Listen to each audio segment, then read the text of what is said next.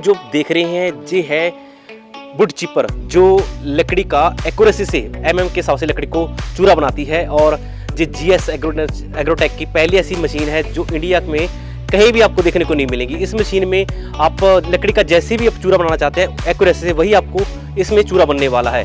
इसकी टेक्निकल बात करें तो इसमें आगे आपको वुड चिपर मिलता है और उसको ब्रिक करने के लिए आगे पीछे ड्रम दिया गया है, और ड्रम से यहाँ पे ब्रिक होने के बाद यहाँ से आपको लकड़ी मिलने वाली है।